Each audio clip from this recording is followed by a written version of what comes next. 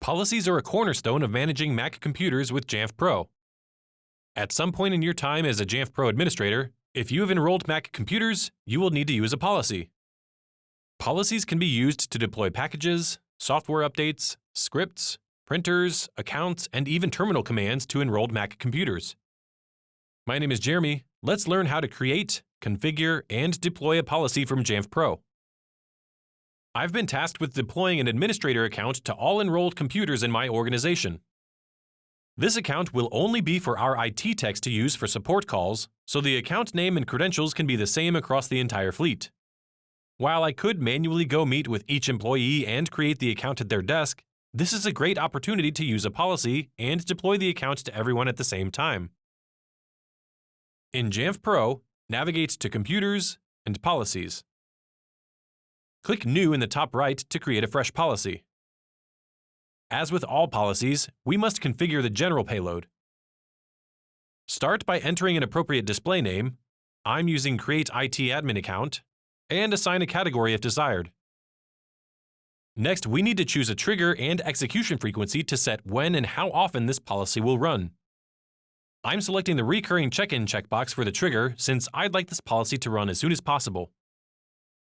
I'm also selecting once per computer for my execution frequency to ensure the admin account is only created once on each computer this policy runs. Now that we have the general payload configured, let's move on to the contents of this policy. From the payload list on the left, select Local Accounts and click Configure. This aptly named payload lets us perform various management tasks related to local user accounts for computers. At the top, we have options to create a new account, reset an account password, delete an account, or remove a local account's ability to unlock File Vault. Let's leave Create New Account selected and then populate the information about this account.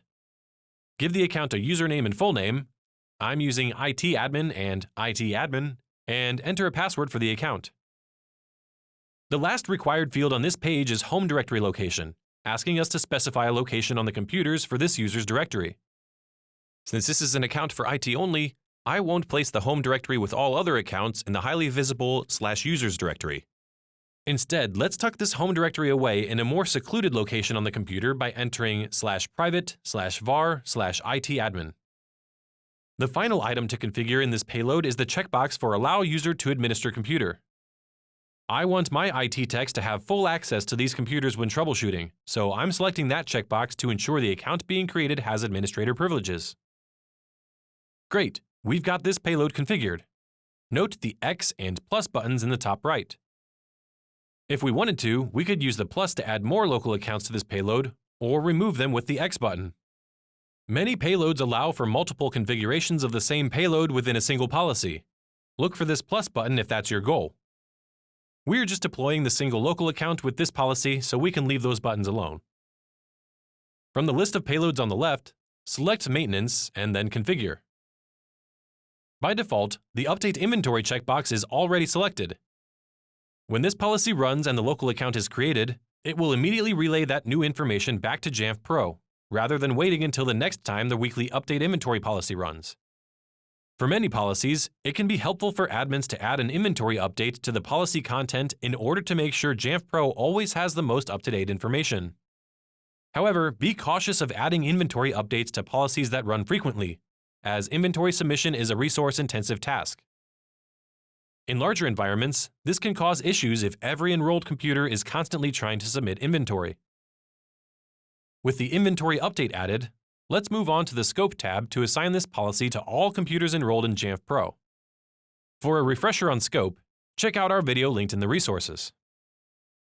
Let's change the target computer's pop-up menu from Specific Computers to All Computers, and then click Save to deploy the policy.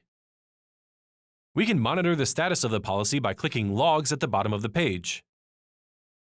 Alternatively, we can also add a widget for this policy to the Jamf Pro dashboard using the checkbox at the top right. If we select that checkbox and then return to the dashboard, we now have a policy status section with a progress card for this policy. After some time has passed, we can check our work on one of the enrolled computers. If I navigate to System Settings and Users and Groups, I can see that this computer now has an IT admin account created and ready for my IT techs to use in the future. This is just one example of the many workflows that are available using policies in Jamf Pro.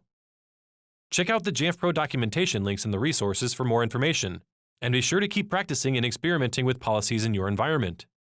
Thanks for watching.